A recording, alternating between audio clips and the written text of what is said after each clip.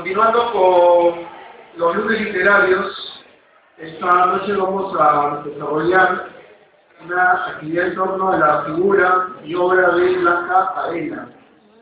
En marzo de este año, muchos recibimos la noticia, algunos con sorpresa, otros tal vez con menos, pero siempre con bastante pesar, de la muerte de Blanca Varela.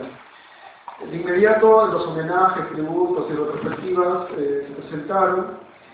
El Centro Cultural Aduni esperaba algunos meses para que con un tono reflexivo, pero también entusiasta, pueda esta noche brindar una lectura e interpretación de unos poemas seleccionados. Obviamente, la tarea es presentar al público la obra de Blanca Varela, una tarea titánica, una tarea difícil, y para eso se tenía que buscar también una persona entendida en el tema, una persona apasionada por la poesía de Blanca Varela. Y por eso pensamos en Rocío Silva Santisteban, poeta, periodista, catedrática, que hace poco ha publicado junto con Mariela Dreyfus un libro de ensayos, Nadie sabe mis cosas, reflexiones en torno a la poesía de Blanca Varela. Ese es el texto, para que lo envidien, lo tengo acá, es para el Centro Cultural Aduni. Aquellos que quieran adquirirlo pueden buscarlo en las mejores librerías de Rama. Muy bien, entonces la idea es acercar a cada uno de ustedes, de los presentes, de los asistentes, la poesía de Blanca Varela. Todos cuentan un material, en ese material están los poemas que ha seleccionado Rocío, que se van a ir leyendo, interpretando, ¿no? Dependiendo también de su gusto. Muy bien, sin más preámbulos entonces, vamos a recibir con fuertes aplausos, no sin antes recordar que evitemos estar no haciendo mucho ruido. Sería preferible mantener el celular en sistema vibrador, ¿no? Para no interrumpir el correcto desenvolvimiento de la actividad. Muy bien, entonces vamos a recibir con fuertes aplausos que se sientan a Rocío Silva Santisteban.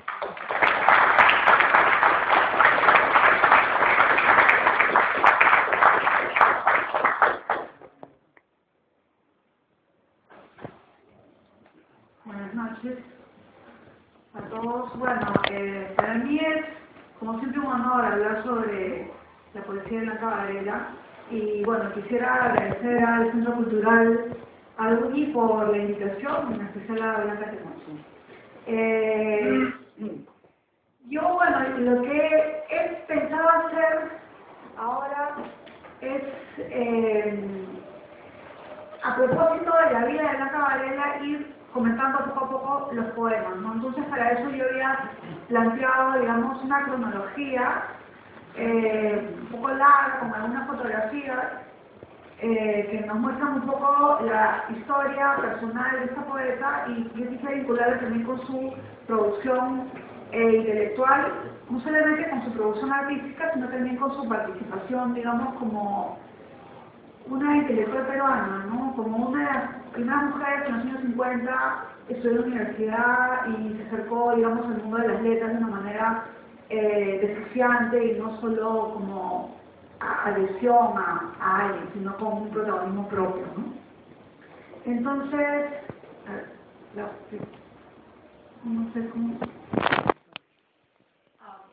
Bueno, Blanca Varela nació el 10 de agosto de 1926 aquí en Lima, y bueno, su familia era una familia vinculada con las actividades artísticas. De hecho, su padre era periodista y su madre, Esmeralda González, era una famosa autora de valses.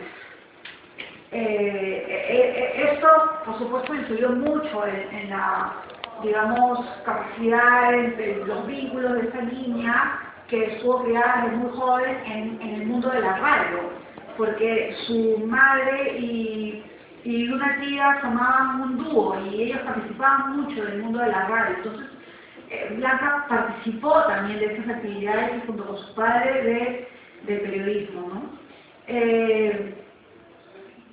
Una idea interesante digamos, de la producción y la vida de Blanca Varela es que su generosidad femenina no era masculina, sino su genealogía femenina, o sea, su madre, su abuela, su bisabuela, fueron mujeres letradas. O sea, no fueron solo amas de casa, no fueron mujeres letradas que salieron al mundo de los letrados, periodistas, trabajaron de hecho su abuela tuvo una pequeña imprenta en Costa Rica y su bisabuela, que fue Angélica Márquez, la hermana de Armando Márquez, que todo el mundo lo conoce por la calle y que me dice quién es un activista intelectual del siglo XIX, también participó con sus escritos de una, digamos, movida periodística de las mujeres de fines del siglo XIX en Lima, ¿no?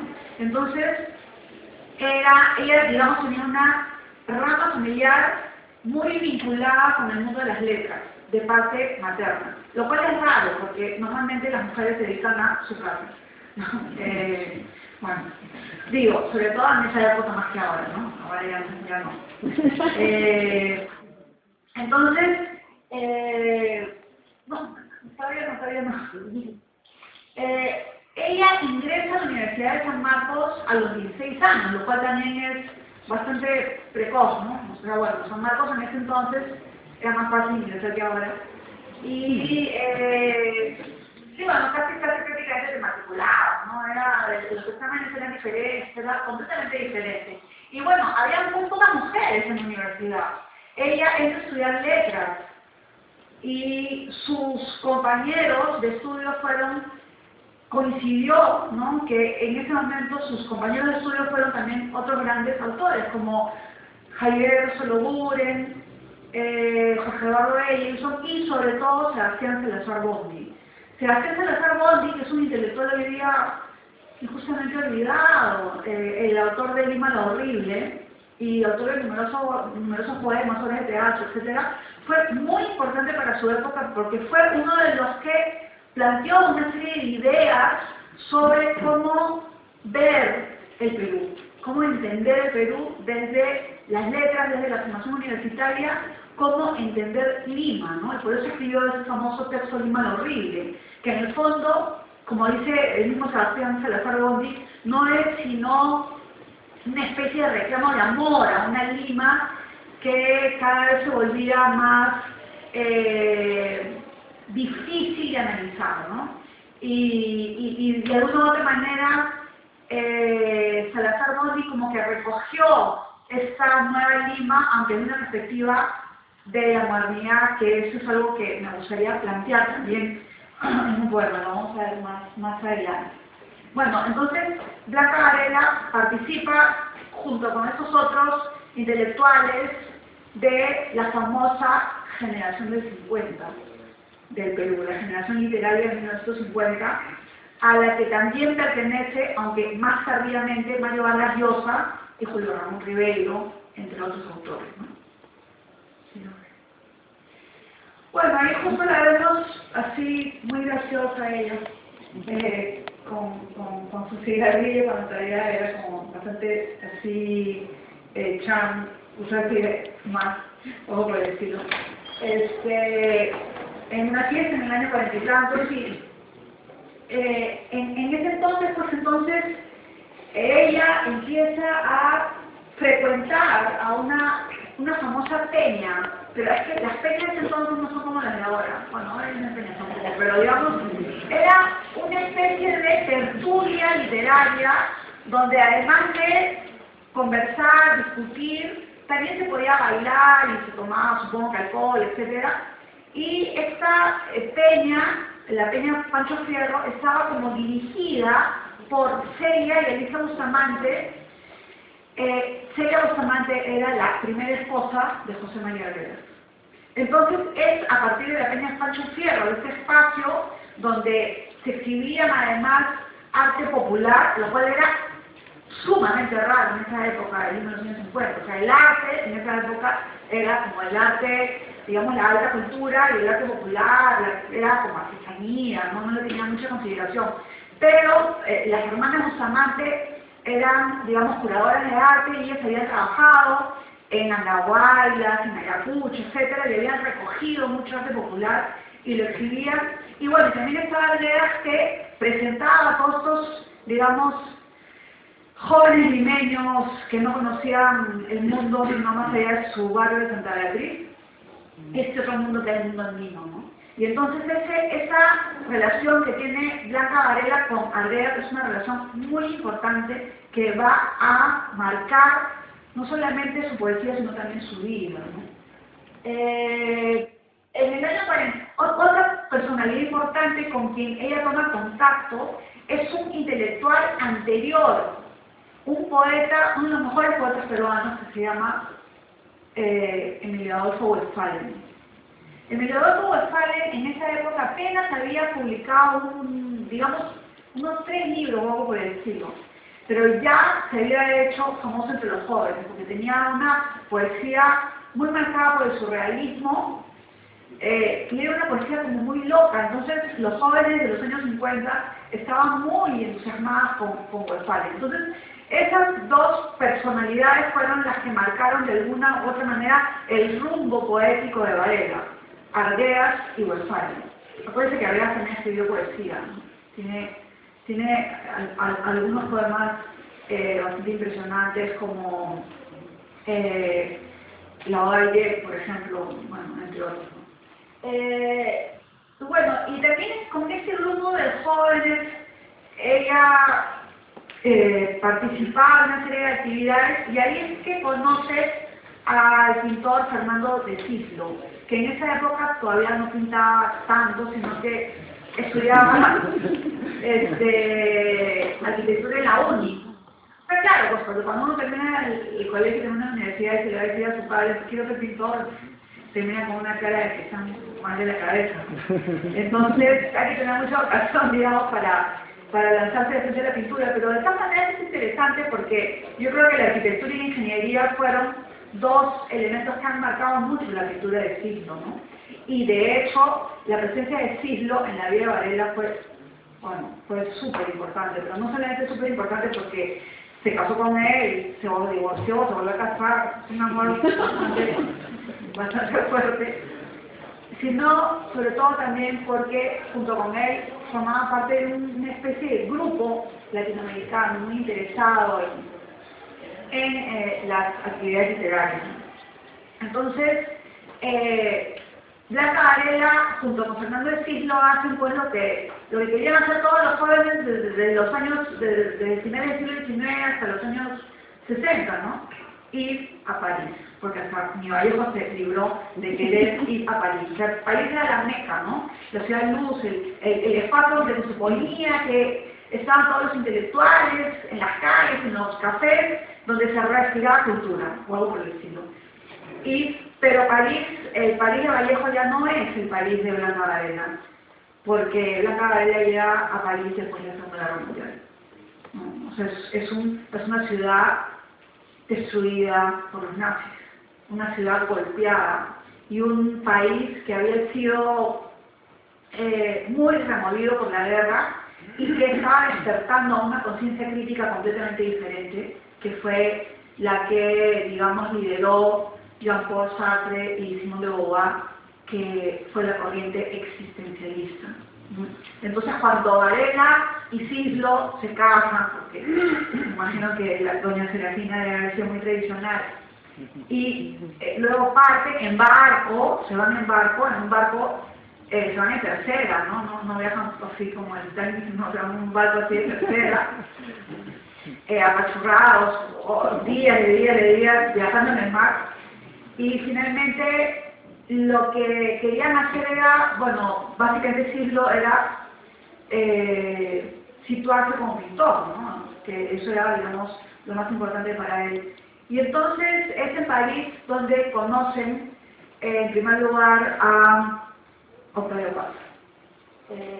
A Octavio Paz, a Rufino Tamayo, excelente pintor, a Gustavo Lano, un pintor cubano buenísimo, que se hizo muy amigo de Blanca Varela, Carlos Martínez Rivas, que es un poeta, autor de, como dice, La Insurrección Solitaria, que se enamoró de Blanca Varela, como después me fui a enterar. Y entonces con todo este grupo formaban un digamos, formaron una revista literaria, ¿no? Ah, no, ahí está. Esa foto es argentísima. Y así no le importa su signo, o sea, es un estilo muy simpático, no le importa que publiquen la foto, ¿no? Y es que están ahí Blanca Varela y Cislo jugando en Puerto Sucre, que era el lugar donde José María Vegas y su esposa y su cuñada tenían una casa donde iban a pasar el verano. No pasaban el verano, pero bueno, de vez en cuando iban, ¿no? Y entonces, pues Faren y todos los otros intelectuales de la época iban a esa casita del Puerto Sucre, y es ahí donde Blanca Varela se inspira para escribir su primer libro, ya, del cual ya les voy a hablar en la siguiente. Bueno, entonces, en 1950, estando en París junto con un grupo de intelectuales que estaban liderados de hecho por Octavio Paz, fue una figura muy importante, muy importante no solamente para la poesía mexicana, sino para, digamos, las propuestas estéticas de todo el continente latinoamericano, ¿no? Octavio Paz era alguien muy influyente. Ustedes saben, bueno, el gobierno mexicano en una época, en la época del gobierno del PRI, estuvo, era como decía Octavio Paz, el ogro filantrópico, o sea, era el Estado el que financiaba, bueno, y hasta ahora sigue financiando a los intelectuales. Entonces, Octavio Paz tenía, pues, no solamente mucha influencia, sino tenía bastante poder, ¿no? Entonces, en ese entonces todavía no lo tenía tanto, recién estaba comenzando, era al parecer un tipo muy simpático, ¿no? muy entrañable y muy inteligente. Entonces él es un promotor de la cultura latinoamericana en París. Y él promueve la publicación de una revista en la que Blanca Varela comienza a escribir unos primeros poemas. O sea, hay alguna que otra cosa, ¿no? Comienza a escribir. Y bueno, después, en el año 51, ellos, los Cislo Varela, ya regresan a Lima y comienzan a participar también de una serie de actividades del grupo de poetas, escritores, amigos de este señor Emilio Adolfo Westphalen, ¿no? El poeta Emilio Adolfo Westphalen, el director de Las Moradas. Y uno de ellos es otro de los grandes poetas peruanos que a mí me encanta, yo soy una fanática, que se llama César Moro. César Moro, Carlos Quispe Cecimo, César Moro, que también dibujaba, etcétera, fue un poeta inusual, rarísimo. Escribió solo su primer libro en castellano, que se llama La tortuga ecuestre, y todos sus demás libros los escribió en francés, pero con una razón. Él era homosexual. En los años 40 se puede imaginar lo que era haber sido en Lima. Y entonces, la mayoría de sus poemas eran poemas de amor hacia otro varón. Los escribió en francés para que, no sé, nadie se entere, ¿no? Pero bueno, Moro estuvo mucho tiempo también en París, y yo creo que influenciado por por los surrealistas, y Blanca Varela y Cislo, muy marcados por la presencia de César Moro, volvieron a regresar a París, o por lo menos ella volvió a regresar a París. Eso se dio en el año 53, cuando ya se separó de Cislo, ¿no? O sea, como les había comentado, se separan y después se vuelven a juntar y después se vuelven a casar. Es un amor bien loco, ¿no? Y después, cuando ya regresan, se van a vivir a Washington, porque es ahí donde Cislo consigue una posibilidad de poder exponer en galerías norteamericanas, ¿no? Y bueno, entonces ella ya pasa a convertirse en ama de casa, ¿no? Ya tener hijos. Y eso también es un cambio muy fuerte en su vida, ¿no? Y precisamente sobre ese cambio fuerte en su vida quería comentarles el primer poema que quería comentarles esta noche, que no va a ser el que yo pensé, sino que va a ser otro. Es un poema que está en la página 3 y se llama Casa de Cuervos.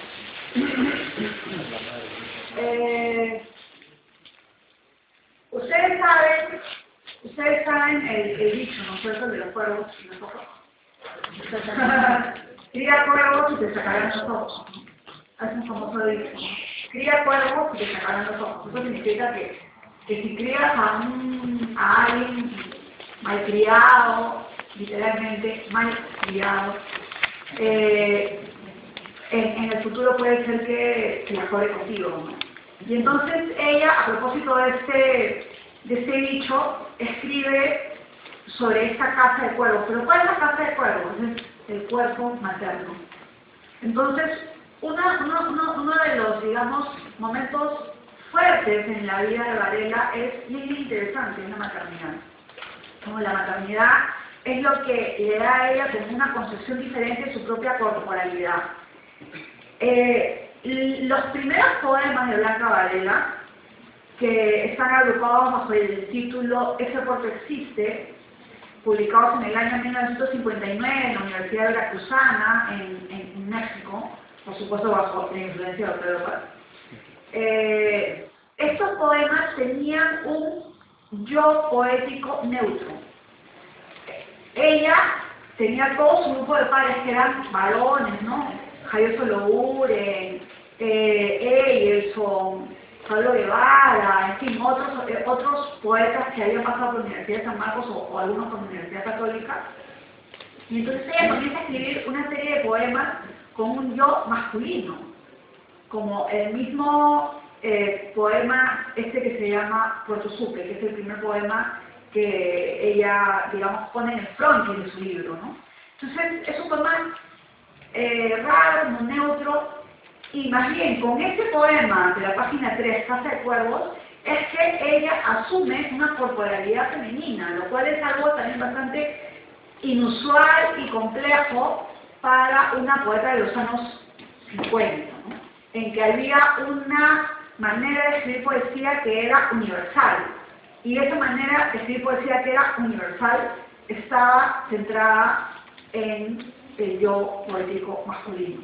O sea, por ejemplo, una mujer podría decir, yo lloro y me agacho y me siento abandonado, y era perfectamente normal, porque no importaba, o sea, se escribía en una especie de yo neutro, pero de pronto ella con este poema deja de percibir esta neutralidad literaria y empieza a percibir algo diferente.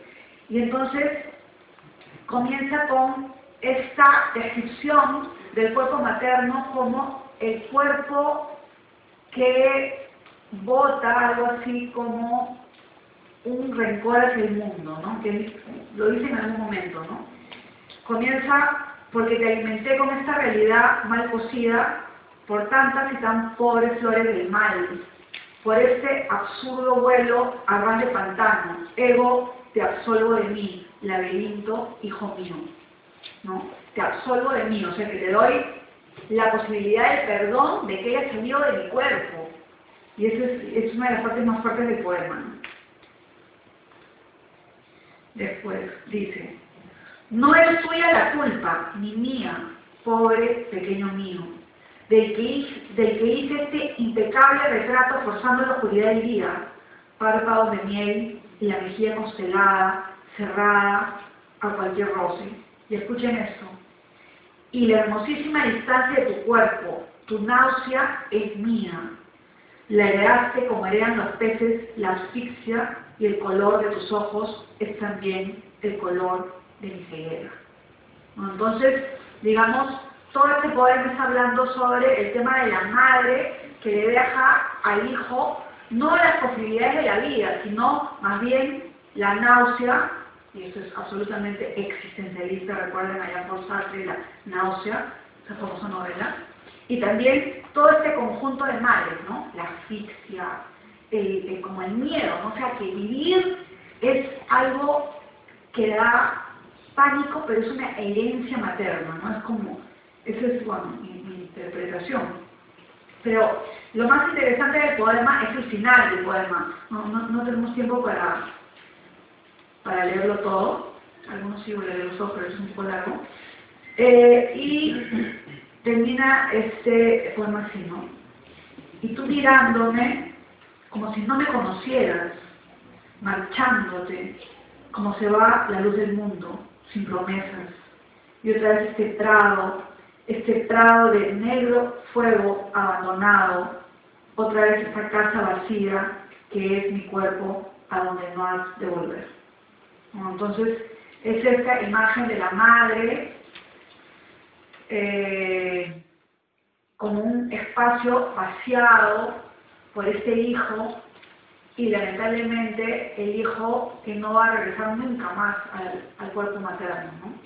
Y es como una especie de decir, bueno, naces, pero naces y te alejas de mí, ¿no? Es una reflexión de esa perspectiva, ¿no?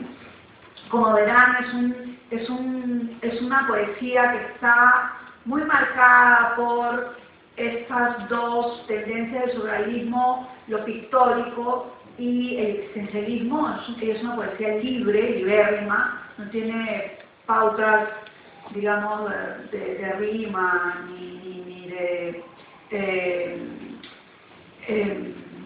o sea, tiene un ritmo, ¿no? Pero tiene un ritmo que se lo dan las mismas palabras, no necesariamente una métrica ni una rima determinada. Es difícil escribir poesía fuera de los parámetros de la poesía clásica, ¿no? Porque tiene que tener su propio ritmo interno, ¿no? Y eso es difícil, ¿no? Bueno, vamos a leer... Currículum Vitae es un poema que me encanta, porque es terriblemente irónico. Bueno, sobre todo para ustedes que están preparándose para entrar a la universidad. Currículum Vitae. ¿Saben lo que es bueno, no? Sí, Currículum Vitae, hoja de vida, dicen ahora, es horrible. A ver, Currículum Vitae. Digamos que ganaste la carrera y que el premio es la otra carrera, que no bebiste el vino de la victoria, sino tu propia sal, que jamás escuchaste vítores, sino ladridos de perros, y que tu sombra, tu propia sombra, fue tu única y desleal competidora. Siempre me acuerdo de eso, ¿eh? Eso de que el premio de la carrera es otra carrera, ¿no? Es como la vida, ¿no? Es terrible, ¿no? Es implacable, ¿no? Y es un poco que con ese poema, que es un poema que forma parte de un libro anterior de Blanca Varela, anterior a el poema Casa de Cuervos, este texto ya está presentando las características principales de la poesía de Varela, que son la contención de las palabras. O sea, es una poesía muy aguantada, muy contenida, muy que explota hacia adentro. Y en segundo lugar, la ironía, ¿no? Es una poesía muy irónica, una poesía con una ironía suave, ¿no? No es como, por ejemplo, Pablo de Vara, que tiene una poesía con una ironía más bien dura, fuerte, ¿no? Tiene un famoso libro que se llama Mentadas de Madre, ya con eso le digo todo, pero no, la poesía de Varela es todo lo contrario. La poesía de Varela tiene una ironía muy suave, una ironía muy fina, una ironía... no sé cómo llamarlo, muy manejada en una perspectiva de comprensión, que casi toda la poesía de Varela es muy contenida, ¿no? Bueno, entonces regresemos a un poco la historia de vida de Varela.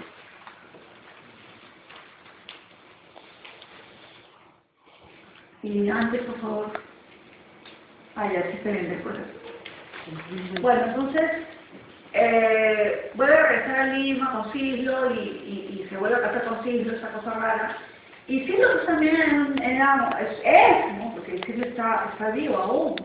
Es un tipo genial. Él cuando estuvimos haciendo el libro con mi colega Mariela Dreyfus, este libro, Blanca lamentablemente ya estaba muy mal. Yo les voy a hablar de eso más adelante. Estaba mal de salud y no nos podía dar mucha información. Pero sí lo veía en las fotos y se acordaba de todo. Se acordaba y decía, sí, esa foto la tomé yo, no era en 1950 y tanto, y estos son tales y tales y tales. Y sí lo es Blanca, ¿no? Entonces, es una persona muy vital, muy productivo, ¿no? Creativo. Y bueno, una de las cosas que se le ocurrió al Siglo fue hacer una película, ¿no? Y como por supuesto no tenía mayores recursos para contratar actores ni nada, pues Blanca Varela fue una de las actrices y salió salió en pocos pedazos de la película, de verdad poquísimos, ¿no? Hay una película absolutamente surrealista implica que es una, digamos, es una tendencia que le da mucha prioridad a los sueños, a lo onírico, a lo raro, a lo extraño.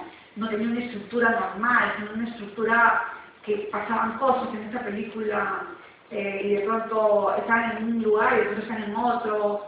Y entonces un fotograma de esta película ha sido salvado por el hijo de Blanca Varela y bueno, él nos lo cedió y es esta famosa foto, ¿no? Que sale como con un turbante, algo bastante extraño, ¿no? Así es, por favor. Bueno, ahí dependemos totalmente de ama de casa, ¿no? En una foto que tomó un famoso fotógrafo, para una revista en la que Cislo, para un libro sobre pintores latinoamericanos, ¿no? Ya Cislo tenía un nombre dentro de la pintura latinoamericana y bueno, digamos, estaba completamente inmerso en sus propios proyectos, ¿no? Y están, bueno, ellos tuvieron 2 hijos, el mayor se llama Vicente de Cislo y el menor se llama Lorenzo de Cislo, y ellos también fueron arquitectos, y también eran, bueno, uno fatalmente murió, ¿no? Pero también están muy vinculados con esta cuestión artística, creativa, pero no tanto desde el arte como sino desde la arquitectura. Bueno, es en el año 59 cuando Cislo y Varela tienen un momento, digamos, importante, coincidente en sus carreras artísticas, porque a él invitan a exponer en México y ellos vivían en Washington, pues ellos deciden alquilar un carro y llevar todas las pinturas en el techo del carro y irse hasta México, y Blanca llevaba un libro de poesía inédito. Y es ese primer libro que se llama Ese puerto existe. Bueno, la famosa anécdota es que ella le enseña esos poemas a Octavio Paz. Octavio Paz lee los poemas y el título del libro era Puerto Supe. Entonces Paz le pregunta a Varela, Puerto Supe, ¿qué nombre es este, no? Porque en realidad para nosotros los peruanos pues como que nos suena normal, pero para un mexicano Supe sonaba rarísimo, es una sopa en alemán. Entonces Blanca Varela le dijo, no, pero ese puerto existe. Y entonces Paz le dijo, ese es el título, ¿no? Y bueno, Varela hizo caso y el primer texto que se escribe sobre la poesía de Blanca Varela lo escribe Octavio Paz. Y bueno, o sea, tremendo presentador pues, en ese momento, y publica este primer libro, como les comentaba, en México, en la Universidad Veracruzana, y es un primer libro que tantea con una serie de, digamos, estilos, pero que poco a poco se da uno como, digamos, impactando por uno que va a ser el estilo en el que va a permanecer hasta el final Varela, ¿no? Que es búsqueda de la palabra impecable, ¿no? Casi, ¿cómo podríamos decir? Como un alambre pelado, ¿no? O sea, la poesía es todo adorno, ¿no? Pero ella buscaba decir a partir de lo más simple posible, ¿no? Y entonces de este momento, del primer momento de la poesía de Varela, es el poema primero, que es en la página 2, que se llama A Rose is a Rose, ¿no?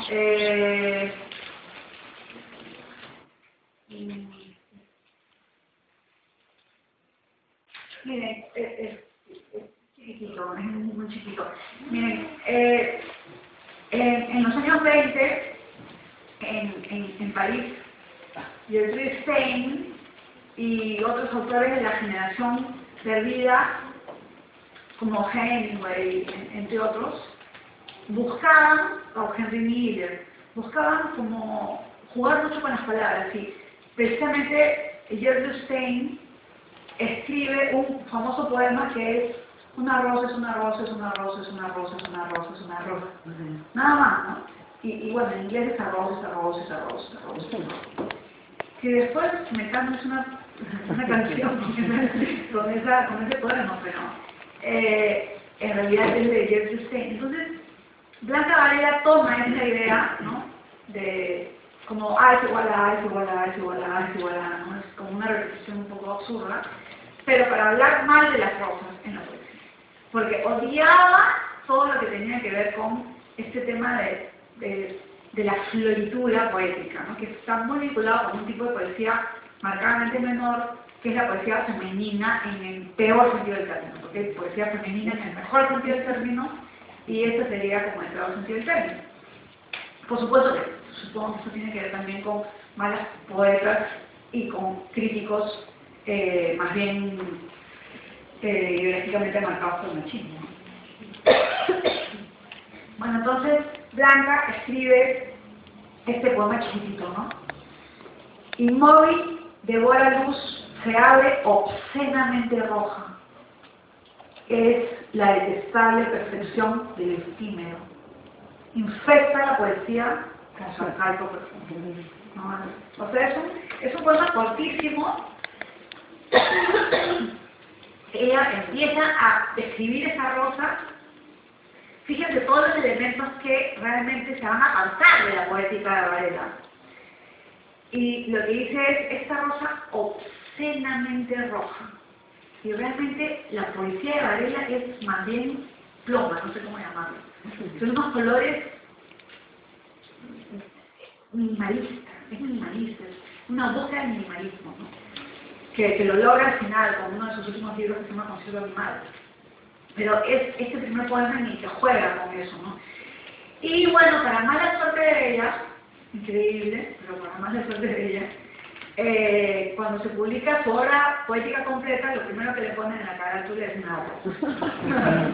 El Fondo de Cultura Económico, fue que no necesitaba nada. Y una rosa marchita, en lo que se deben caer los pétalos, pero ahí dice, pero pues no hubieran leído el libro y hubieran puesto, o sea, que hubieran puesto una carátula que no tenía nada que ver con su propia propuesta. Ya les voy a explicar eso también más adelante. Entonces regresemos por favor a la cronología.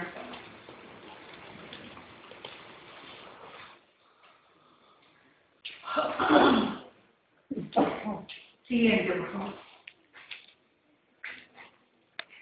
Entonces,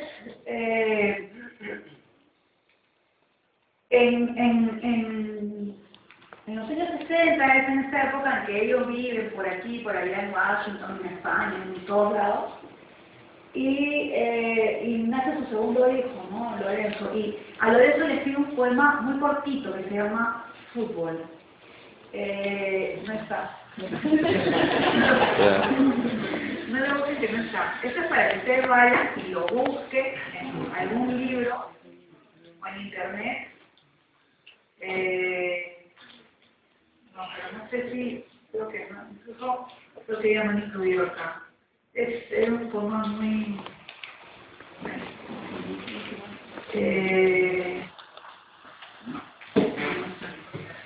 en fin. Vamos a buscar. No, ¿ah? No importa, sigamos nomás porque es una anécdota. Después ella comienza a publicar una serie de pequeños libros muy cortos con su amigo Javier Soloburen. Javier Soloburen, ese poeta de la generación del 50, como les había comentado, es un autor que además tenía la laboriosidad de imprimir sus propios, una colección de poesía, de libros muy pequeñitos, ¿no? O sea, Soloburen se había comprado una imprenta para imprimir tarjetas de presentación. Entonces era una imprenta chiquitita. Entonces en esa imprenta de imprimir tarjetas de presentación, lo que hacía era imprimir pequeños libritos, que son, por supuesto, ahorita Sí, uno puede conseguir uno de esos libritos de vale una fortuna. Yo tengo uno de Javier y le publicó a Javier Antonio Cisneros, o sea, y en esa imprenta le publica a Varela, en La Rama Florida, así se llamaba, La Rama Florida, uno de sus primeros, su segundo libro, que es Luz de Libro, ¿no? Una colección de pequeños poemas, muy breves. En el año 64 muere su gran amigo Sebastián Salazar Bondy, y, digamos, ahí se produce un primer momento de discusión interna de Varela sobre un tema muy importante, que es el tema de la modernidad.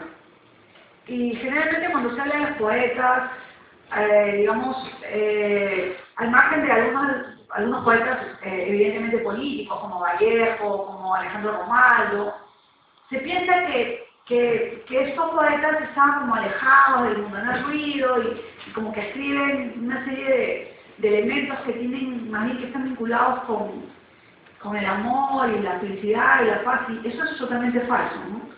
La poesía bebe del día a día, de la cotidianidad, y uno de los más complejos poemas de Varela, que a mí me encanta, es un poema que se llama Vals. Es un poema escrito en 2 tiempos. Es un poema muy largo que no lo hemos incluido porque es verdaderamente largo, pero del que quería hablarles un poco. Como les había comentado, la madre de Varela era autora y compositora de bailes. Entonces, digamos, en la formación primera de Varela hay esa marca de lo criollo. Pero el mundo que ella descubre en San Marcos en los 50 es un mundo que de alguna manera se opone a lo criollo. ¿Por qué? Porque se opone a esta especie de moral blanda, de la viveza, se opone a eso. Sí, lo Vargas Llosa, si ustedes se dan cuenta, o sea, no solamente en las novelas de Vargas Llosa, sino sobre todo en los artículos periodísticos de Vargas Llosa tienen una propuesta de mundo representado, de posibilidad de futuro muy vinculado con lo racional, ¿no? O sea, Varela, por ejemplo, tiene una gran cantidad de poemas en los que discute con Dios, de tú a tú. Hay una especie de agnosticismo muy fuerte en la poesía de Varela, ¿no? Que es muy diferente de los valses que escribe su madre, que son más bien valses un poco banales, vinculados con esta, digamos, cultura de lo banal, y de una persona sumamente creyente, o sea, todo lo contrario, ¿no? O sea, en esa primera generación se da una ruptura con el mundo de lo criollo. Y yo creo que esa ruptura con el mundo de lo criollo está muy vinculada con las propuestas de Sebastián Salazar Bondy. Lo que decía Bondy, Sebastián Salazar Bondy, y Luis Loaiza y otros autores odiaban lo criollo, odiaban el vals peruano, no lo odiaban, digamos, no lo odiaban, sino que decían, el vals es una expresión de una cierta cultura que no se identifica con nosotros.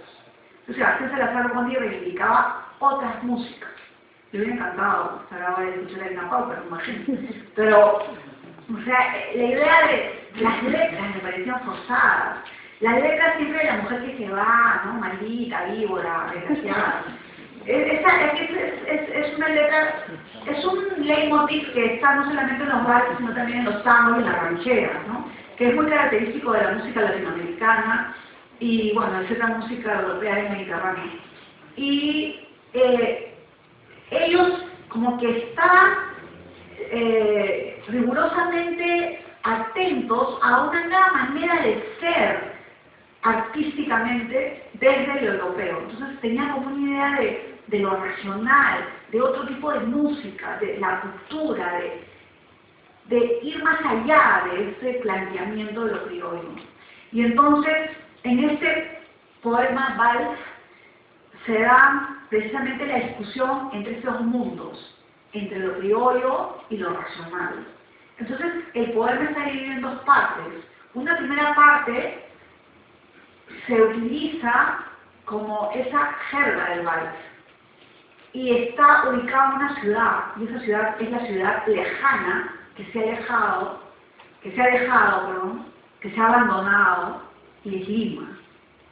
Y la otra parte está centrada en una ciudad que es como la cúspide de la modernidad, que es Nueva York. Entonces, este poema comienza así, y es bien interesante porque se puede aplicar al mundo criollo, se puede aplicar también a la madre, y hay una serie compleja, ¿no?, de elementos que están ahí, digamos, haciendo transfusiones de sangre entre unos y otros para organizar este poema, que comienza: no sé si te amo o te aborrezco. O sea, más letra de vals, imposible, ¿no? O sea, no es una letra de vals total, ¿no? Como si hubieras muerto antes de tiempo, o estuvieras naciendo poco a poco, penosamente, de la nada, siempre. Porque es terrible comenzar nombrándote desde el principio ciego de las cosas, con colores, con letras o con aires, violeta, rojo, azul, amarillo, naranja, melancólicamente, esperanzadamente, absurdamente, eternamente. Entonces juega ella acá con la repetición, la anáfora, ¿no?, ese tropo literario, ¿no?, que con el mente, ¿no?, y con el tema de los colores, que es un tema muy caro a la poesía de Jean-Marc Rimbaud. Pero comienza con: no sé si te amo o te aborrezco, ¿no?, que es así, palabras que uno puede decir en los momentos de discusión amorosa, ¿no? No sé si te amo o te aborrezco. O sea, esa ambigüedad, ¿no? Pero que también está vinculada con, fíjense, la presencia de la madre, ¿no? O sea, las relaciones que las mujeres tenemos con nuestras madres son relaciones complejas, difíciles y ambiguas, ¿no? Los hijos con las madres siempre las madres amadas. Ahí, ¿no? Esa relación tan fuerte que ha sido, digamos, calificada como complejo de Edipo o lo que sea. Pero la mujer con la madre tenemos una relación siempre rara, ambigua, ¿no? O sea, la queremos y al mismo tiempo queremos independizarnos para ser diferentes de esta persona que nos ha criado y que quiere que seamos iguales a él. Entonces, yo siento que en este poema hay una discusión también con la madre, ¿no?, con la autora de valses, y eso fue algo difícil también en Varela, ¿no?, algo difícil porque su madre, Serafina Quinteras, además de que era una señora súper simpática y clarachera, amabilísima, fue una persona muy longeva, ¿no? Vivió hasta los 103 años. Y sí, o sea, bueno, más adelante vamos a ver que, digamos, permaneció mucho tiempo en la vida también, ¿no? Y Blanca la cuidaba, ¿no? Ella con sus otros hermanos, pero básicamente ella vivía en el Perú. Entonces, este es como un espacio del poema, ¿no? Este yo poético vinculado con lo criollo, con el vals. Pero, por otro lado, tenemos una ruptura fuerte, que comienza además con una ruptura en la estructura de la oración. Si la primera parte son versos, la segunda parte son prosas. Ya se deja el verso, se entra a la prosa fuerte, a la prosa directa, a la prosa incluso con diálogos en algún momento más adelante, ¿no? ¿Y qué es lo que cuenta ella en estas prosas? Habla de una escena dura, de una escena difícil, de una escena en Nueva York, ¿no? Dice: una mujer joven y su hija muy pequeña, las recuerdo perfectamente. La niña tenía un abrigo rojo sucio y pesaba botas de goma. Me empujaron para ser las primeras en presenciar el espectáculo. Yo estaba en Bleecker Street, con un pan italiano bajo el brazo. Primero escuché sirenas, luego cerraron la calle que dejé atrás. Alguien se había arrojado por una ventana. Seguí caminando, no pude evitarlo, iba cantando, ¿no? Y ahí sale el vals, ¿no? Mi noche ya no es noche por la oscura. A unos cuantos pasos de esa esquina, de esa casa, bajo esa misma ventana alta y negra, la noche anterior había comprado salchichas y cebollas. O sea, lo más banal, ¿no?, lo más cotidiano. Compró salchichas y cebollas. Era una noche muy fría, 3 muchachos tocaban jazz en la acera y un escocés con barba, un escocés auténtico, llevaba por el talle a una mentira japonesa, no, aún está mal, bueno, pero una japonesa, parecían verdaderamente enamorados. Esta mañana también era muy fría, había nieve sucia, irreconocible, un ebrio dormía profundamente como un ángel en la escalera de un sótano, al lado, en la vitrina de una tienda de modas, un formidable sol de cartón sonreía. Entonces, ¿qué es lo que tenemos al otro lado de esta imagen de, no sé si Timothy aborrezco, de lo dulcemente, violentamente, etc.? Tenemos la calle dura, el suicidio, los jóvenes escuchando jazz, la mujer con su hija, curiosa, que van a ver al suicida, ¿no? Y ella caminando por ahí y sin querer cantando y haciendo lo más pueril que se puede hacer, que es comiendo su pan, ¿vale?, bajo el brazo, y sus salchichas y su cebolla, ¿no? Entonces es una poesía que plantea un contraste, ¿no?, muy fuerte entre esta primera presencia lírica muy poética y este segundo momento muy prosaico, ¿no?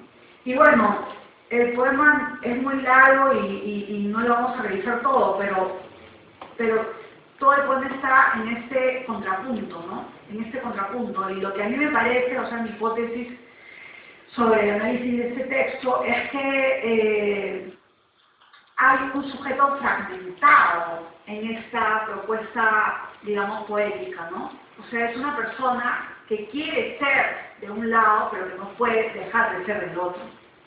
Y entonces está esta idea de que no sabe uno si ama o aborrece ser de esa manera, ¿no? Y al final del poema termina diciendo así, desdentada, vieja, carcomida, mía, mía. Y entonces en el fondo estamos pensando que es Lima, o que es Nueva York, o que es la madre, o que es el sujeto que se ha, digamos, fragmentado en esta búsqueda de una autenticidad moderna, pero que no deja de estar marcada por el mundo de lo criollo, el mundo de lo banal, el mundo de las migraciones. Bueno, a ver si regresamos a la cronología, por favor.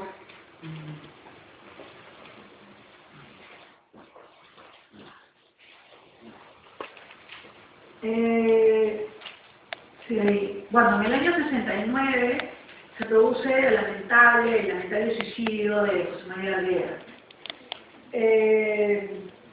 Y esto fue un momento también muy impactante para Varela, porque Arguedas había sido como una especie de hermano mayor, ¿no? Que había conducido a Sislo y a Varela. Arguedas era más amigo de Sislo, ¿no? Había una amistad ahí, digamos, también entre géneros, una amistad masculina muy fuerte, ¿no?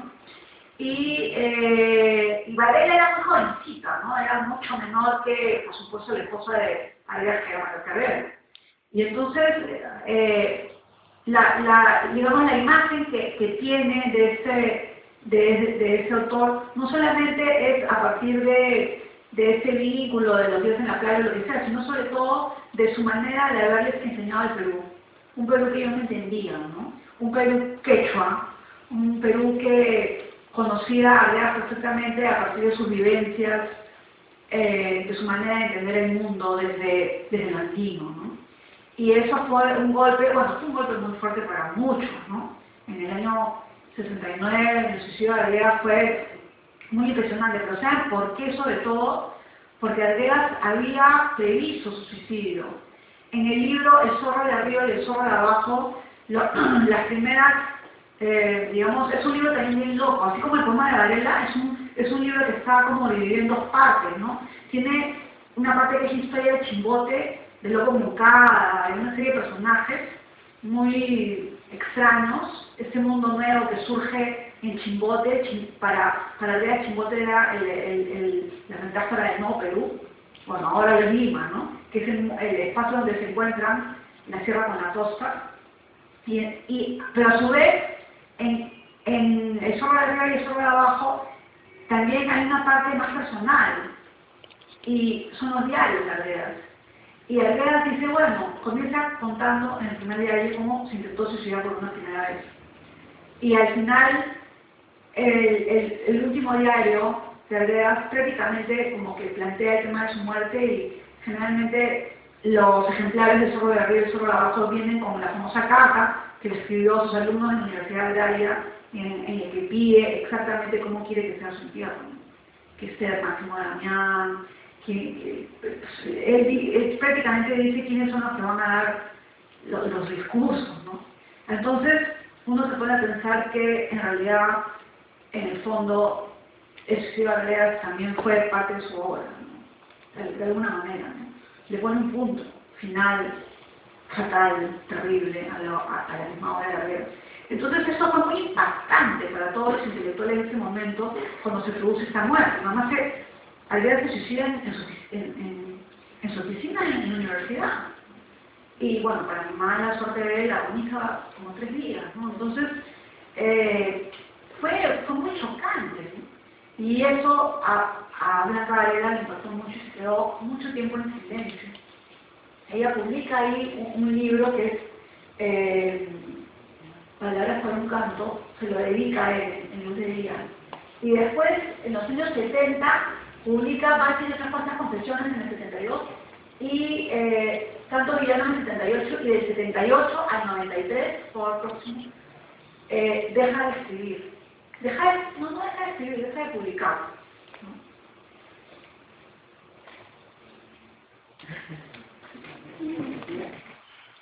Bueno,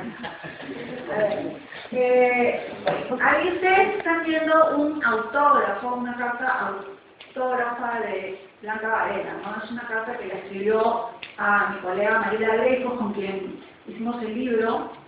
Ella, muy más precavida que yo, guardó las cartas que Blanca le escribió. Yo debo tener alguna por ahí, pero nunca las he encontrado. Y siempre, bueno, ella era muy cuidadosa de sus amistades, ¿no? O sea, muy cuidadosa de sus amistades. Trataba de mantener esa amistad. Por eso les comento que la muerte de Arguedas fue realmente muy fuerte para ambos, para Silvio y para Varela.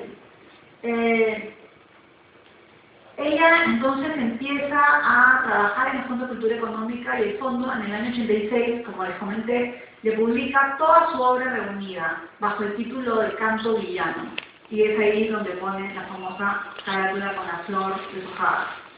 En ese mismo año, en el año 86, el único alcalde socialista de Lima, Alfonso Barrantes Lingán, publicaba unos pequeños libros que se llamaban los Munilibros.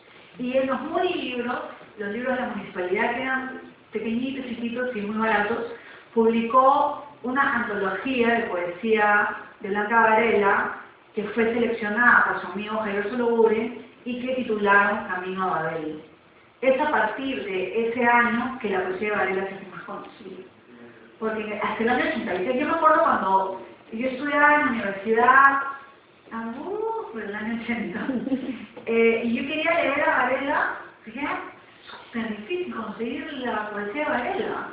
No se conseguía por ningún lado. Estaba en el libro Val del INC, pero uno lo tenía que sacar de la biblioteca, no había libros casi de Varela. Porque yo recuerdo que yo como poeta joven, pues no me interesaba mucho la poesía de las mujeres y me acuerdo que el director de mi taller de poesía me dijo, bueno, tienes que leer a Varela y a Carmen Ollé. Y el libro de Carmen Ollé justo salió en el año 81 y yo lo conseguí de inmediato, no sé, de Adrenalina, que me impactó muchísimo. Pero a Varela era muy difícil, no se la conseguía, hasta que publicó en los Munilibros, ¿no? Y ahí ya como que comenzó a ser más conocida entre los jóvenes, ¿no? De ese entonces. Y otra cosa es que Varela, desde el año 78 más o menos, se había negado a leer poesía en público, ¿no? Lo hizo después en el año 87 en Trujillo, pero no en Lima, y después en el año 89 un poeta también excelente, un poeta proletario, Chacho Martínez, Sergio Martínez, organizó un famoso conjunto de recitales de poesía en lo que se llamaba antiguamente el Instituto Peruano Soviético, por supuesto ya no existe, ahora es el Instituto Ruso, pero ya ni existe el ruso tampoco. Y en ese espacio organizó, todos los jueves había lecturas de poesía de las que participaban muchísimas personas, y uno de esos jueves le tocó a Varela. Y pucha, fuimos a verla todos, porque Varela nunca recitaba poesía, no le gustaba presentarse en público, ¿no? Y fue realmente muy impresionante, ¿no? Su lectura, ¿no? No leía, o sea, Antonio Cisneros, por ejemplo, es un extraordinario lector de poesía. Blanca no era una mala lectora de poesía, no era tan extraordinaria como Cisneros, pero sí pues poseía un cierto encanto para leer sus textos, ¿no? Bueno, la siguiente, por favor. Bueno, en el año 92, que es un año tan difícil para el Perú, Carmen Ollé publica una novela que es muy importante, creo, para la poesía, para la literatura peruana, y que no mucha gente le ha dado bola después. Se llama ¿Por qué hacen tanto ruido? Y esa publicación, cuando ella presenta el libro, lo presenta Antonio Cornejo Polar, que fue el gran crítico literario, y Blanca Varela, ¿no? Y bueno, y otras personas más. Y en esta presentación como que hay un acercamiento, ¿no?, entre Blanca Varela, que es esa poeta tan aislada, con este nuevo conjunto de escritoras mujeres que comenzaron a publicar en los años 80, ¿no?, que está Carmen Ollé, bueno, Mayra Dreyfus, Joana Polarolo, Rosela Di Paolo, Ana María Basolo, y bueno, Misato, un grupo de gente que comenzaron a publicar en los 80, porque antes como que las mujeres publicaban, pero muy aisladamente, ¿no? Se publicaba Blanca Varela, por ejemplo, después publicó Carmen Bejarano, que quedó en segundo lugar cuando Javier Heró ganó el concurso Poeta Joven del Perú. Más adelante, Sonia Luz Carrillo, pero sí un librito de poesía, ¿no? Se pasaban 10 años y publicaban otro librito de poesía. En los 80 de pronto hay 15 que publican libros de poesía, ¿no? Y toda esta poesía es una poesía bastante diferente de la poesía que se había hecho en este momento, es una poesía muy encarnada, muy corporal, ¿no? Y yo creo que Varela es a partir de ese momento que da como una vuelta de tuerca a su propia poesía, me parece que de alguna manera influenciada por este grupo de escritores y escritoras de los años 80, ¿no? Y entonces es que publica en el año 94, en el año 94, ejercicios materiales. Después de, en el año 93. En el año 93 en Lima publica Ejercicios Materiales en la editorial de Jaime Campodónico. Y este libro lo publica después de muchos años de silencio, como les comentaba. De ese libro son el poema Lección de Anatomía. Yo justo lo escogí, obviamente, porque, como les había dicho, en estos años 80 lo que se da es digamos, apertura hacia el tema de lo corporal, y Blanca Varela no se mantiene alejada de eso, y participa también con este poema de este tipo de temática, ¿no? Y es una temática, de alguna manera, en la que ella juega con el deterioro corporal, ¿no? Por ejemplo, dice, esto está en la página 6, ¿no? Más allá del dolor y del placer, la carne inescrutable, balbuceando su lenguaje de sombras y brumosos colores, la carne convertida en paisaje, en tierra, en tregua, en acontecimiento, en pan inesperado y en miel, en orina, en leche, en abrazadora sospecha, en océano, en animal castigado, en evidencia y en olvido. Viendo la carne tan cerrada y distante me pregunto, ¿qué hace allí la vida simulando? Y después, bueno, nos vamos más adelante, dicen, ¿no? Merodean las bestias del amor en esa ruina, florece la gangrena del amor, todavía se agitan las tenazas elásticas, los pies insondables laten, reino de ventosas nacaradas, osario de mínimos pájaros, primavera de suaves gusanos ávidos, como la bilis materna. Más allá del dolor y del placer, la negra estirpe, el rojo prestigio, la mortal victoria en la carne. ¿No? Entonces, esa ya es Varela pura, ¿no? Esas formas son así totalmente varelianas, ¿no? Que es esta idea de mostrar con pocas palabras, digamos, casi en acumulación de sentidos, esta idea del deterioro, ¿no? De la carne no solamente como el espacio de placer, sino sobre todo de la gangrena, de la enfermedad, de la bilis, ¿no? Esa es la poesía Varela, ¿no? Entonces así como como diríamos, el corazón del corazón de la poesía Varela está precisamente centrada en este tipo de adjetivos fuertes, uno tras otro, ¿no? Bruscos, que nos llevan de imaginarnos, digamos, algo positivo a pensar desde el otro lado de la mirada de la vida, ¿no?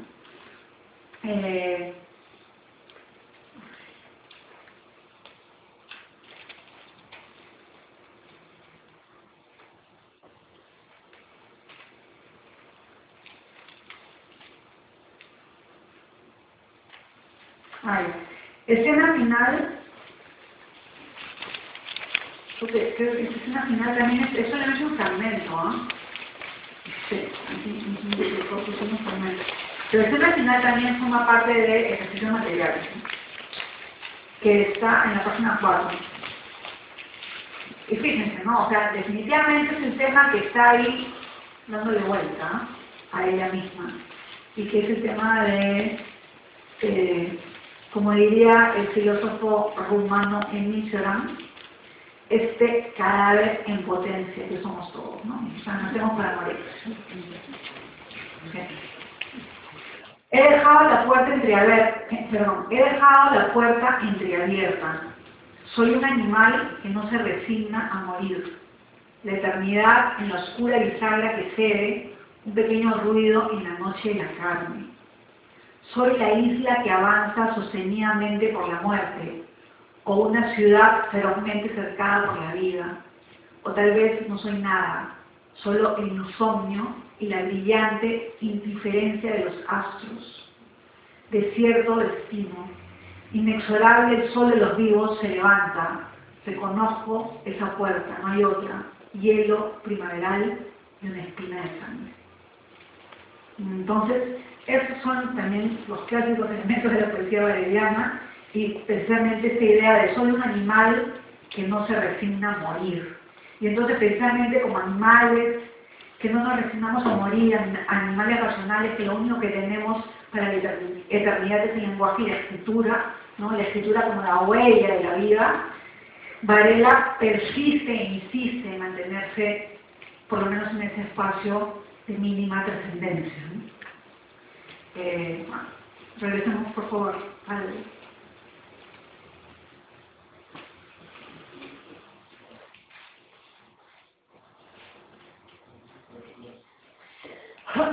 Bueno, en el año 96 finalmente se publica una nueva versión de Canto Villano y fíjense, como por supuesto que ella se había quejado debidamente al editorial de la carátula anterior, ella escoge una carátula rarísima que lamentablemente no la he podido poner en el PowerPoint, pero es un cuadro de Goya.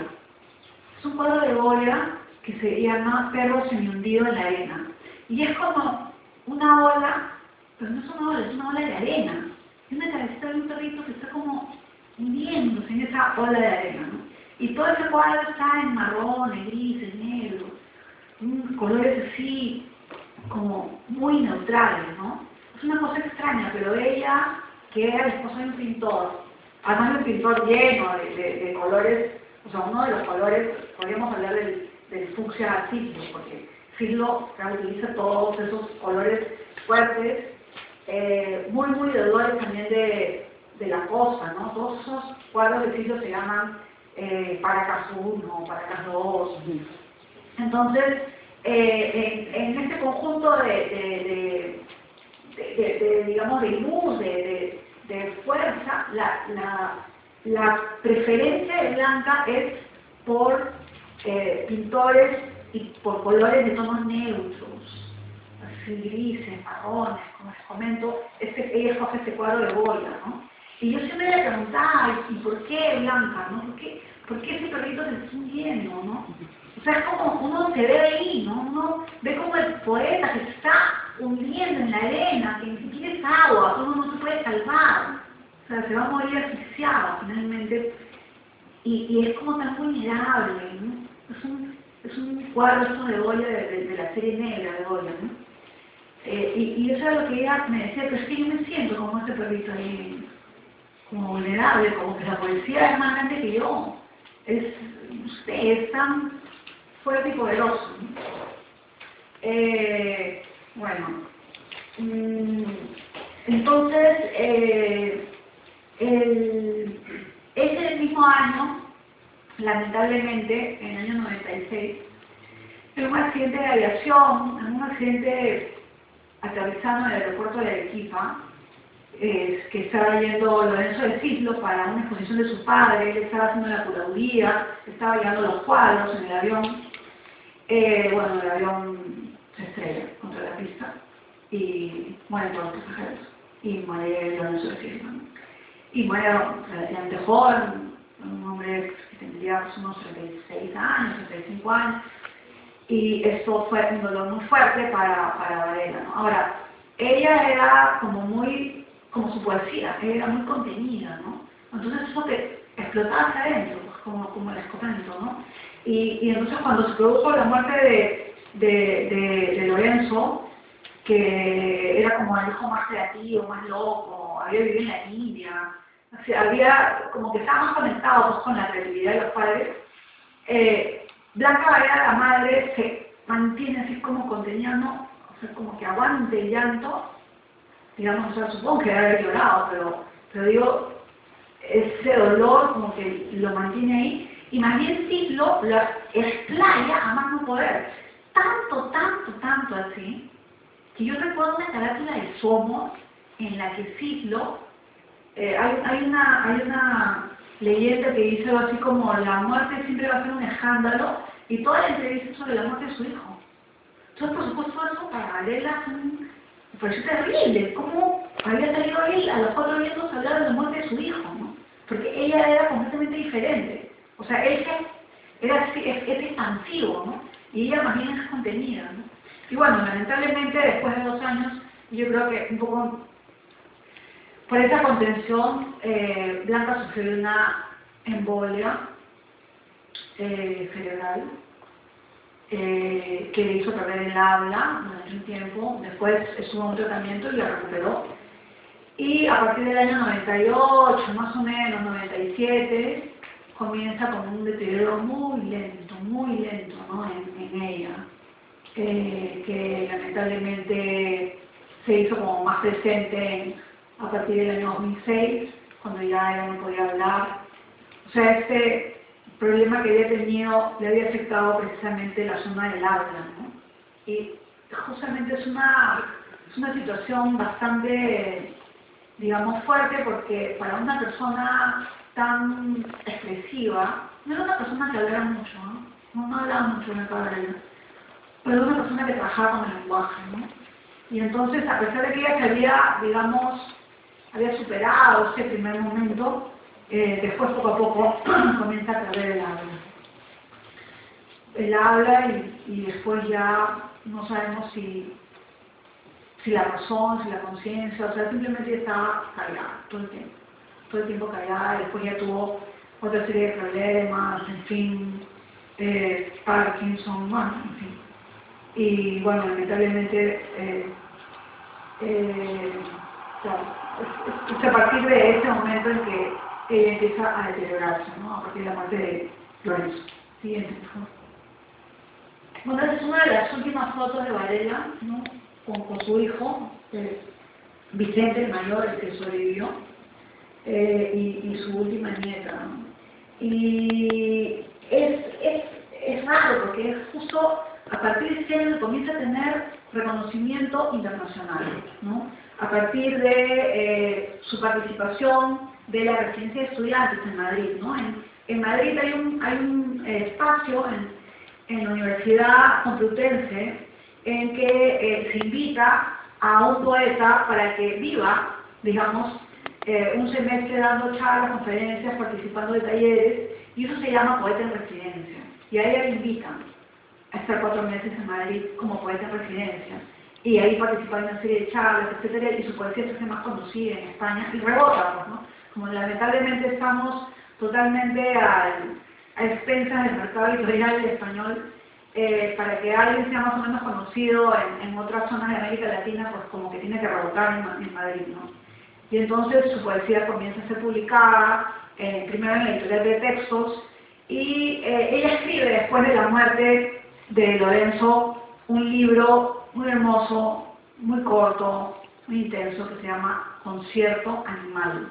Y de ese concierto animal tenemos acá un poema.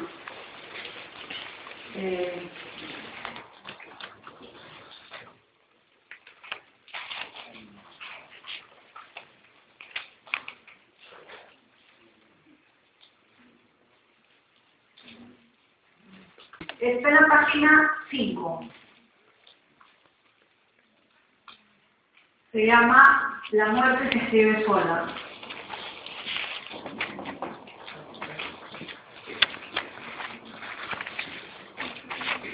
Sí, o sea, no tiene título, ¿no? Yo le he puesto ese título por sí para identificarlo, pero es un poema sin título. No sé, todo el conjunto de poemas de Concierto Animal es un poema sin título. A ver, la muerte se escribe sola. Una raya negra es una raya blanca. El sol es un agujero en el cielo, la plenitud del ojo, fatigado cabrío. Aprender a ver en el doblez, entre saca, espulga, trilla, estrella, casa, alga, madre, madera, mar. Se escriben solos en el hollín de la almohada. Trozo de pan en el zaguán abre la puerta, baja la escalera, el corazón se deshoja. La pobre niña sigue encerrada en la torre de granizo, el oro, el violeta, el azul, enrejados, no se borran, no se borran, no se borran.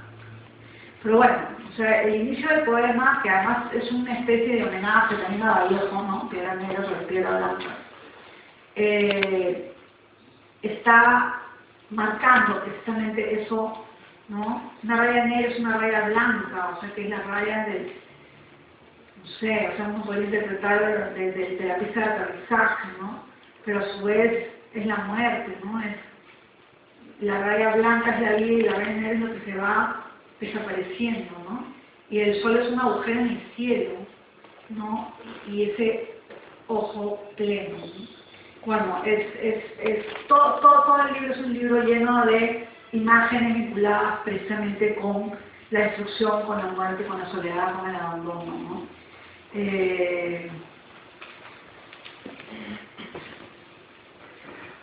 Y después más adelante también tiene otro poema que se llama Nadie nos dice cómo, que es posterior, pero que ya habla también, regresa sobre el tema de la mortandad, ¿no?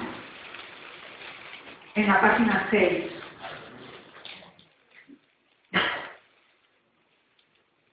Fíjense cómo en este poema Varela plantea el tema de el morir, ¿no? O sea que es algo por lo cual vamos a pasar todos los que están aquí, por más jóvenes que sean. Sí, yo le pongo trágica, pero es cierto, por lo que nadie quiere pensar en la muerte, pero como la muerte, a eso lo decía Rainer María Rilke hace muchísimos años, ¿no? O sea, la muerte es como el otro lado de la hoja. O sea, si no tiene doblez, no puede existir. Es el intenso de la vida. Si fuéramos eternos, seríamos muy aburridos. Nadie nos dice cómo. Nadie nos dice cómo golpear la cara contra la pared y morirnos sencillamente, así como lo hicieron el gato o el perro de la casa, o el elefante, que caminó en pos de su agonía como quien va a una impostergable ceremonia, batiendo orejas al compás del cadencioso resuello de su trompa. Solo en el reino animal hay ejemplares de tal comportamiento. Cambiar el paso, acercarse y oler lo ya vivido, y dar la vuelta, sencillamente dar la vuelta. Como darse la vuelta del sol de la razón, sencillamente. Bueno, precisamente, otro de los, digamos, leitmotiv de la poesía de Varela son los animales. Como habrán visto acá, o sea, está el gato, el elefante y no sé qué, y después tiene toda una serie de animales en casi todos sus poemas, ¿no? Las arañas, hay toda una zoología vareliana sobre la cual ya algunos investigadores de Estados Unidos han escrito incluso tesis, ¿no? Y por ejemplo, en Canto Villano, el poema de la página 2, que es una especie de, no sé, se llama una especie de oración, pero una oración en contra, una oración agnóstica, una oración que le reclama a Dios algo, ¿no? Fíjense lo que dice, Canto Villano. Y de pronto la vida en mi plato de pobre, un magro trozo de celeste cerdo. Aquí en mi plato, observarme, observarte, o matar una mosca sin malicia, aniquilar la luz, o hacerla como quien abre los ojos y elige un cielo rebosante, en el plato vacío, Rubens, más cebollas, más lágrimas, tantas historias, negros, indigeribles, milagros, y la estrella del oriente emparedada, y el hueso del amor, etc. Pero a mí lo que siempre me llamó la atención era un magro trozo de celeste cerdo, un celeste cerdo. Es una imagen fuerte, o sea, es Dios, ¿no? Bueno, a mí me lo dejo ahí, ¿no? Pero escogimos precisamente el color celeste para el libro, a propósito de este celeste cerro, no hay un cerro celeste, es una imagen extraña, ¿no? Y además en medio de un plato de pobre, como esta ferocidad también en la propia poesía contra el ser humano, además muy despiadada, es una poesía muy despiadada con uno mismo, ¿no? Quisiera regresar por favor al PowerPoint para ya ir terminando.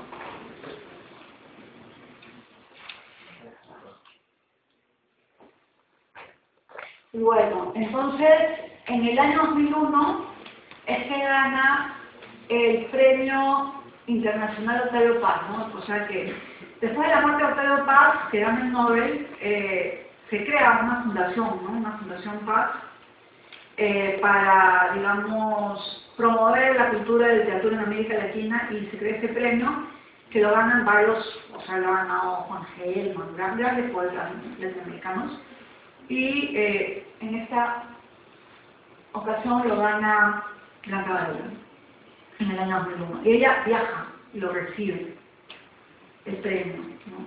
Pero después ya los otros premios no los puede recibir. Y ese mismo año también muere Westphalen. Siguiente, por favor. En el año 2002 le piden a Blanca Varela que participe junto con otro poeta uruguayo y dos poetas españoles en una antología de poesía latinoamericana del siglo XX que va a ser muy comentada, muy criticada y muy famosa. Es la antología Las Ínsulas Extrañas, ¿no? Que es el libro de Westphalen inspirado en la forma de San Juan de la Cruz. Entonces, bueno, por ejemplo, Varela no incluye a Alejandra Pizarnik, la famosa poeta argentina, ¿no? Y entonces, digamos, eso es una crítica que se hace, ¿no? ¿Cuál es el criterio de no incluir a Pizarnik, no tan excelente poeta?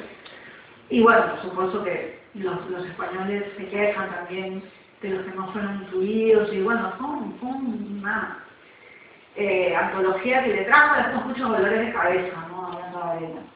Y bueno, en el año 2003, ese mismo año, en el año 2001, claro, no, la madre muere 101 años. En el año 2012 es que se celebran estos centenarios de su madre, ¿no? Así con gran boato, criollo, digamos.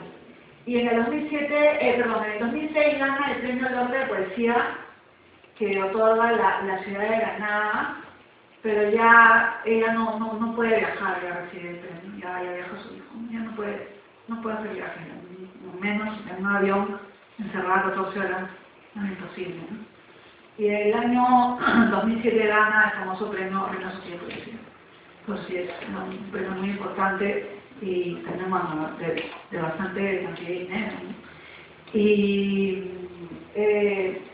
Y bueno, eso fue precisamente el último premio que recibió y tampoco, por supuesto, pudo ir a recogerlo porque ella estaba muy enferma y justo es su nieta, la mayor de sus nietas, la hija de Lorenzo, la que va a recibir el premio y ella, digamos, en este agradecimiento con la reina y todas las cosas que plantea mucho el tema de la memoria y la poesía, ¿no? Y esa recuperación de, digamos, los grandes poetas que formaban parte también de la generación de Varela, ¿no? En el año 2007, cuando nosotros publicamos este libro, también pedimos al Congreso del Perú que le den a Blanca Varela ¿cómo se llama? La Orden del Sol. ¿Perdón? La Orden del Sol, sí, del Congreso del Perú. Y bueno, después, por esas cosas de la vida, finalmente aceptan publicarnos el libro y sí la reconocen, ¿no? Pero ya Blanca va a recibir la Orden del Sol al Congreso, pero ella no puede hablar, como solo, o sea, sonríe nomás, ¿no? Y lamentablemente este año, en marzo, ella falleció después de este largo momento de deterioro, ¿no? Pero bueno, lo más importante siempre de la poesía es que la poesía es como una especie de buscar la inmortalidad, ¿no? O sea, los poetas se van, los escritores se van y finalmente quedan las huellas de sus obras, ¿no? Y su palabra, ¿no? Y eso es importante, porque finalmente cuando uno está leyendo ahora a Vallejo, o leyendo Cernuda, o leyendo incluso a Leomar, o a cualquier escritor que ha muerto muchísimo antes de cuando nosotros hemos nacido, lo sentimos como cercano, como amigo, como alguien que está ahí susurrándonos sus palabras, ¿no? Y como, no sé, eso sí me pasaba a mí personalmente con varios autores, ¿no? Con Vallejo siento más admiración, pero no tanto esa intimidad. Quizás me ha pasado con un poeta italiano que se llama Cesare Pavese, ¿no? Que uno lo siente como que si fuera mi amigo de toda la vida, ¿no? Cuando por supuesto murió 40 años antes de que yo naciera, ¿no? Pero esa cercanía es precisamente la cercanía del juego con las palabras, ¿no? Que es precisamente la poesía y el lenguaje. Y bueno, yo los invito a que ustedes sigan leyendo a Varela, y no solamente a Varela, sino sigan leyendo poesía. Gracias.